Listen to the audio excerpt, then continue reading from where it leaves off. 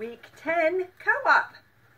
Timeline. Okay, so this week we've got St. Thomas Aquinas. St. Thomas Aquinas was a very holy man. He was a great saint who we remember today, and we still use much of his materials, his books, his thoughts and writings. And he was extremely smart. He was a doctor of the church, one of the greatest minds of all history.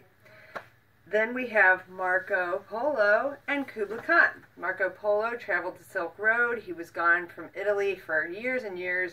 His family didn't even recognize him after he returned after over 20 years. And he was in the court of Kublai Khan while he was in China. He was there to trade and whatnot, as you all know. That was self-explanatory. And then we've got popes and emperors struggle. So the problem at this time in history was that the popes, or the church leadership, was trying to get involved in government and politics and tell the government leaders what they should do. And in the meantime, you've got the government leaders telling the church what they should do. And there was a lot of conflict and a lot of trouble caused for people in general when church and state get a little too involved with one another. Sorry if my head got cut off. I forgot to scoot back. Next, we've got the Incas and the Aztecs. So the Incas were a great civilization in South America.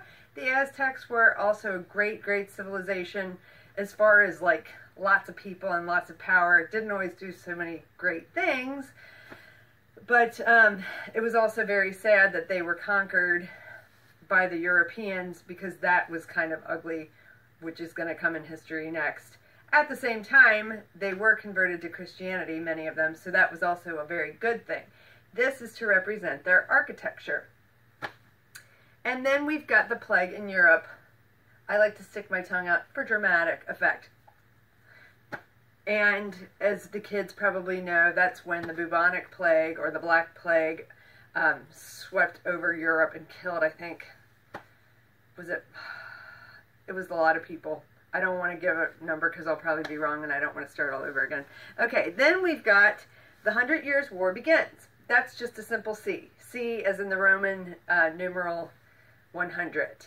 And that represents the long series of battles between France and Europe that occurred for 100 years. Next, we've got St. Joan of Arc saves France. So here she is hearing God's call. For a number of years, she heard God speaking to her and telling her what he needed from her, which is what gave her the courage to lead her people onto the front lines of battle. So here she is with her flag, leading her troops into battle for Christ. And finally, we have St. Catherine of Siena. So this, to me, represents either her seeing visions of God, which is what happened from the time she was a child. She did see visions of God.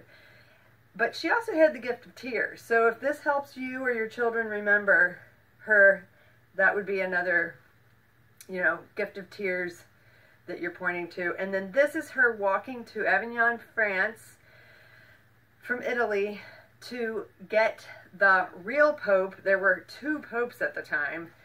Only one of them was real, and he had left Rome, Italy. So she went there to get him to return to the church, because he was the correct authority to lead our church.